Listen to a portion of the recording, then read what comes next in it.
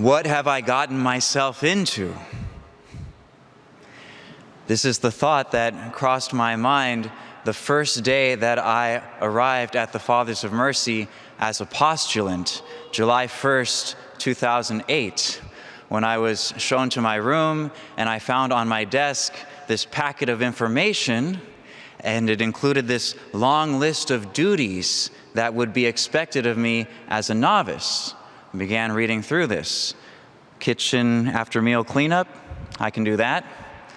Washing and ironing linens, I can do that. Lead singing, I can definitely do that. And then I got to wash the dog, give the dogs a bath, and I was like, oh, ooh. And I started to feel lightheaded. I started to feel very tired all of a sudden. And I went and I lied down and I took a nap. And after I woke up from that nap, I remember thinking, maybe it was just a dream.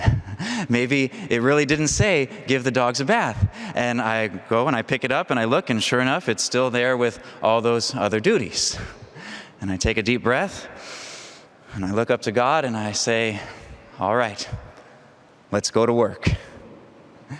And this is the mentality that our Lord challenges us to have through our second reading today from St. Paul's second letter to the Thessalonians. Let's go to work. We are called to recognize the value of work and to be ready and eager to work. At the time of St. Paul, the early Christians, they thought that our Lord was going to come back right away. They thought his second coming was any day around the corner. And because of this, many of them thought that, well, why work? They began to shirk their earthly duties. Why work if our focus is on heaven? Why engage in all these non-religious activities? Is there any value in this? And St. Paul responds with mighty strong words. He says, we instructed you that if anyone was unwilling to work, neither should that one eat. Another translation puts it in fewer words, let him who does not work not eat. This makes it crystal clear. In our Christian community, there will be no freeloaders. There will be no idlers. There will be no moochers. There will be no unemployment benefits for those who refuse to work and yet try to live off of others. He goes on to say that if anyone refuses to obey this, have nothing to do with him, that he may be ashamed. And the Fathers of Mercy have a similar policy. I remember being warned to reject any sense, any mentality of these hands are for chalices, not calluses. Apparently there was a novice at some point in the past who said those words to his religious superior. These hands are for chalices, not calluses. Bye. He didn't last. I remember Father Lou saying, if your hands are too good to clean a toilet, if you think they're too good to clean a toilet, then they're not good enough to hold the body and blood of Christ. And that made me love cleaning toilets. Right? Just give me that chance. So we recognize the value of work, and we can begin recognizing its value all the way in the beginning. In Genesis, we see that work was present from the beginning, even before the fall into sin. I used to think that work was a punishment for sin. But no, we look in Genesis chapter 1, verse 28, God told Adam and Eve, way before the sin, fill the earth and subdue it. It's a command to work. Genesis chapter 2, verse 15, it says, God took the man and put him in the Garden of Eden to till it and keep it.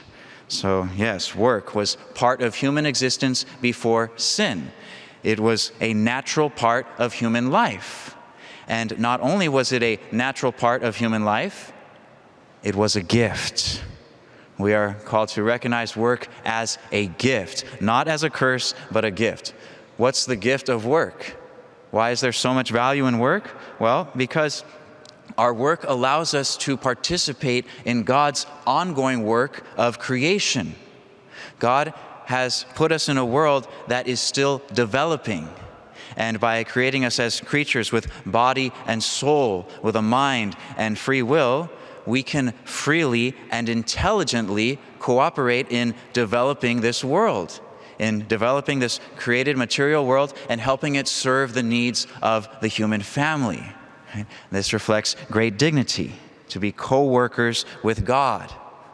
Our work is also an opportunity to develop ourselves, to grow as persons, to grow in virtues of patience, the virtues of diligence, the virtue of industriousness. That's where we set little goals in an orderly way to be able to accomplish our work to the end, the virtue of industriousness.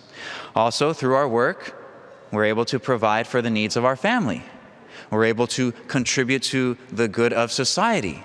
And in some cases, we might make a lasting contribution for the whole world. Right? So much value in work. And when we work well and we offer it to God, we glorify Him. We glorify God through our work. And before the sin, we know there was no difficulty. There was no toil. It was literally no sweat.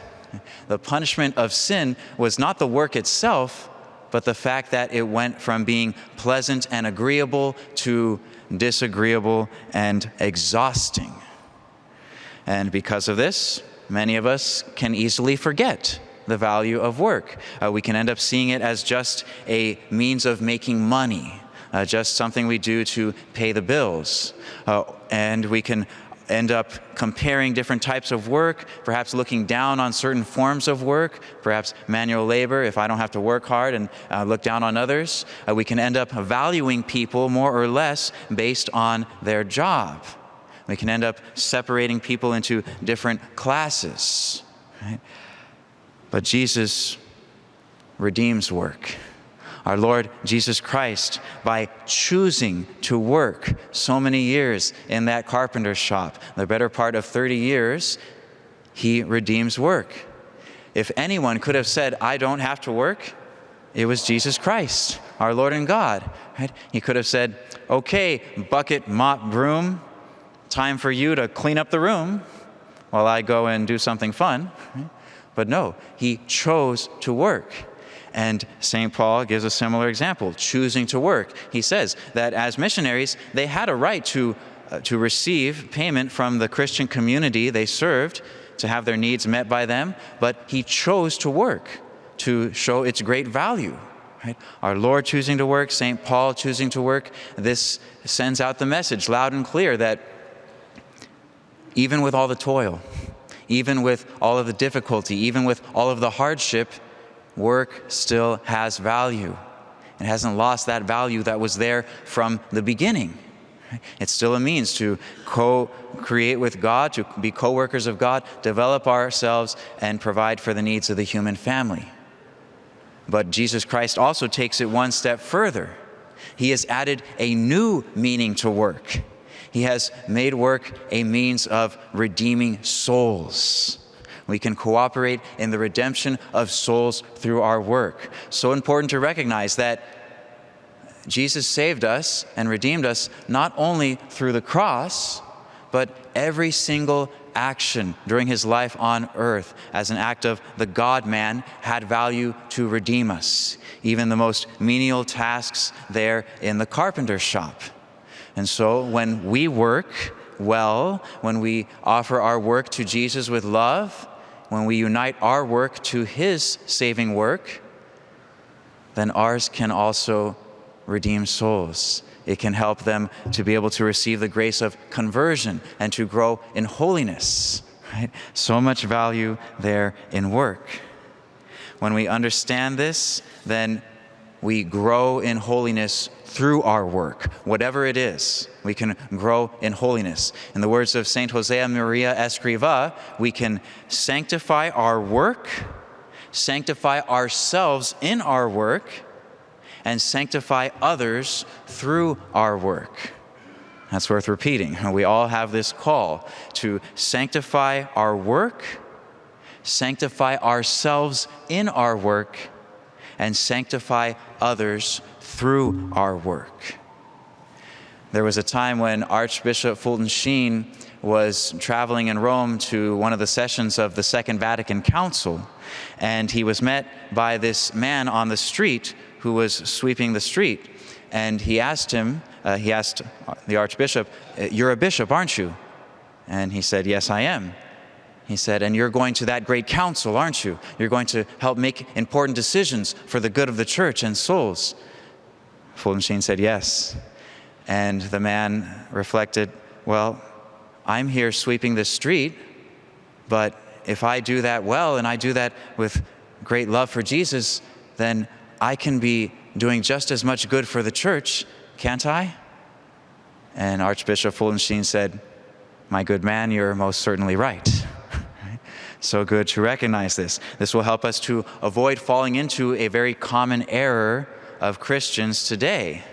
It's similar to the error of the Thessalonians at the time of St. Paul. A lot of Christians today think that I can only be holy when I'm doing holy things. I can only be growing in holiness when I am doing quote-unquote religious things, religious activities. So this can lead them to be multiplying religious activities. Right? There's so many hours in prayer. They're always there at the church. People asking for volunteers for things at the church. "Oh, me, pick me." Right? And they're doing so many things there that they think they're really holy. And perhaps others look at them and think that they're really holy. But come to find out, they might be neglecting attention to their spouse, to their husband, their wife. They might be neglecting attention to their children. They might be shirking their earthly duties, failing to live well the duties of their state in life. And so no, they're not growing in holiness. Even all those religious activities are not necessarily helping them grow in holiness. It might be taking them backwards, because holiness is not simply a matter of doing religious things, but doing the will of God. No matter how many non-religious things that might include, we're called to make them religious, to make them a prayer by doing them with great love for Jesus. And so with that, we are called to examine ourselves. How well do we work? Are we working hard or hardly working? Are we working well? Do we arrive on time? Are we punctual for our work? Do we set a good time to begin it? Are we giving attention to detail? Right? Not cutting corners, but really doing it well for God. Even perhaps parts that other people aren't going to see. God sees us when we're doing them. Do we behave professionally? Do we dress professionally for work? Are we praying before, during, and after work? Beforehand, we offer it to God, everything we're about to do.